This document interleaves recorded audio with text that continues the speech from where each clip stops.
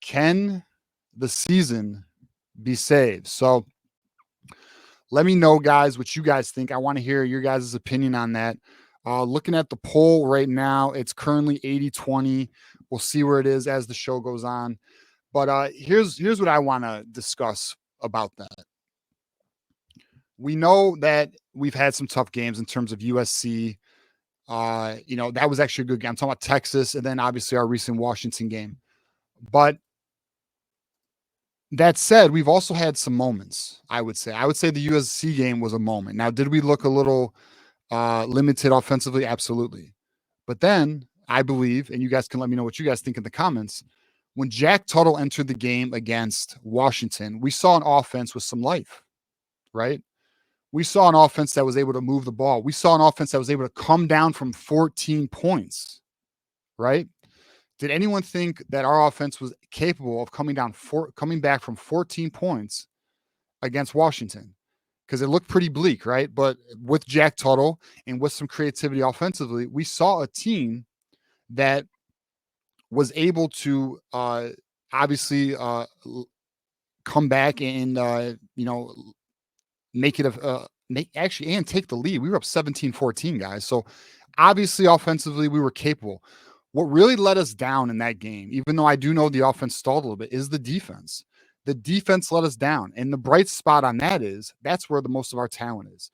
So when I look at our remaining schedule, we got Illinois, Michigan State, Oregon, Indiana, Northwestern, and Ohio State. We have some tough games, guys. Like Illinois is going to be another tough game for us. They're playing very well this year. They're ranked 23rd in the nation. It is at Illinois. So we're going to find out. This is going to be another one where we're going to find out what is Sharon made of. What is this coaching staff made of? Now, I know many of us have our conclusions on what we think. I don't even know if conclusions, but I think many of us are leaning a certain direction on what we think about this coaching staff. Certain coaches on the coaching staff. Obviously we're still going to remain in observation mode and see where it goes. But, I think if they can make adjustments, make changes, specifically Wink Martindale, and I'm going to get into offense and defense here.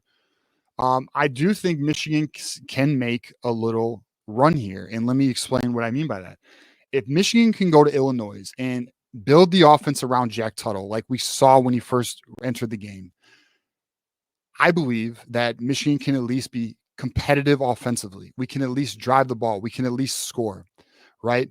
Now the issues fall on defense. Can Wink Martindale adapt to the college game?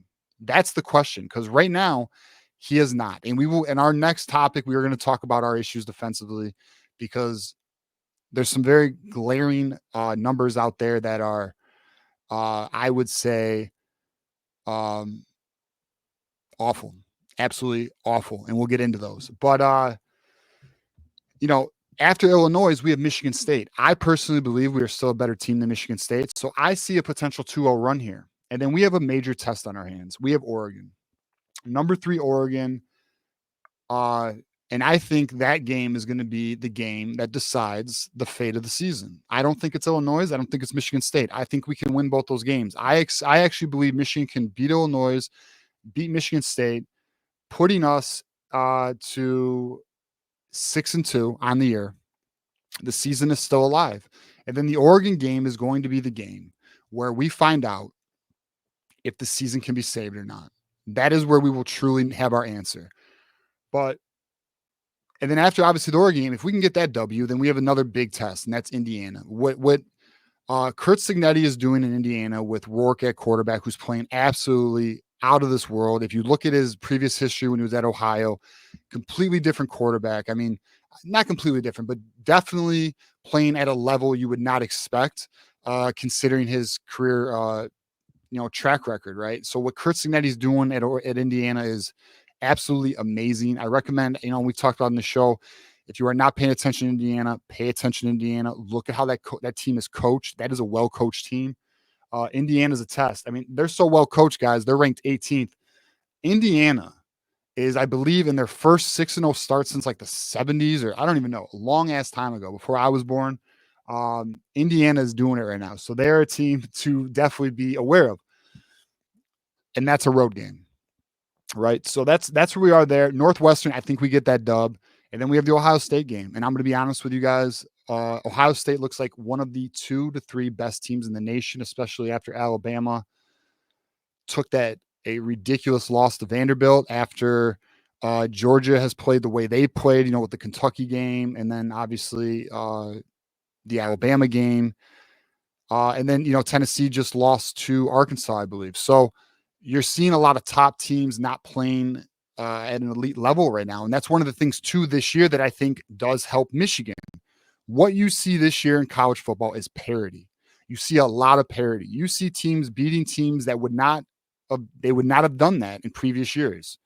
Okay, that gap of 3 to 4 teams is gone now. It's gone. That's not how college football is anymore, which gives me hope for Michigan because Michigan has talent. The issue with Michigan right now, it's not that there isn't talent outside of granite quarterback, we understand, and wide receiver. Those are 2 positions we are lacking. Everything else we have. And if you scheme correctly and you put your players in the best position to succeed, and if Jack Tuttle can give us average quarterback play, we can win. We have a good enough team to be, in my opinion, still a playoff threat.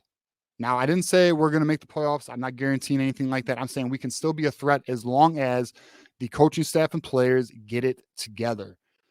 So in my opinion, I think we go 2-0 in the next 2. I think Oregon's going to be the one that's going to test us. Not test us, but it's going to give us, obviously it's going to test us, but it's going to give us the reality of the situation. If we handle our business against Illinois, Michigan State, Oregon's gonna let us all know if this season is truly over or not. And what I mean by over, and there's gonna be people in the chat, they're gonna say, well, we can still make a bowl game, or we can still win 7-8 games. What I mean over is, I mean Big Ten championship, I mean playoff contention, I mean making a run in the playoffs. I'm talking about the hopes and goals we had going into the season. Now, I know a lot of Michigan fans, because we've gotten some flack, not a lot. There is a contingency of Michigan fans in our fan base who think that even though the way it looks, visually on the field, that we are too harsh on Michigan. But I don't think that's true. And some people have questioned our fandom. That's absolutely, in my opinion, insane, because we bleed blue. John went to Michigan. He's an alumni. I've been a Michigan fan since a child. So the point being is, we are objective, we are honest, and we are critical of our team because we want it to be the best it can be, because we know Michigan can be the best. We know this. We are the leaders and best. We have all the resources in the world. There's no reason Michigan should not be a annual top 10 team in college football, and to be honest, top 5. There's no reason. The only thing that gets in Michigan's way is Michigan, not Ohio State. Ohio State's not who gets in Michigan's way. Michigan gets in Michigan's way. And that's how we feel on this channel. And that's why we want the best for this university. Back to the topic, though, and to give you my conclusion, I do think the season can be saved. But for it to be saved, Michigan has to do what is required to become a winning team again. And that is a well-coached, sound, fundamental team. This team misses tackles. This team is very leaky on defense, which we're going to go over in the next topic. This team has shown some creativity, and this is what blows my mind too. Offensively, there are times where you will see some creativity with the offense. You will see guys in motion. You will see 2 running back sets. You will see offensive plays like the double flea flicker they did. I liked seeing it. I liked seeing the curveball that the offense was throwing. But then they get away from their script, or they lose themselves, or it's almost like the moment becomes too big for these coaches, and they just go back to, oh, run it up the A gap, or let's do an outside run, or let's do a drop back and see if our quarterback can make a play rolling a certain direction. And it's like, and then of course the wide receivers can't get separation, which is a whole different discussion. But that said, you can create separation through scheme. You can utilize your players in a better way, and they have not done that yet. Now we are on a bye week. This is the opportunity to self-reflect, to self-scout. This is what teams do right now. They self-scout. And I fully expect Michigan to be very hard on themselves, very critical of themselves. And I do think Michigan is going to come out of this weekend or this bye week and make adjustments in the right direction. And I hope one of the adjustments, which we're going to get to in the next topic, is defensively, because in my opinion, the defense is what let us down against Washington.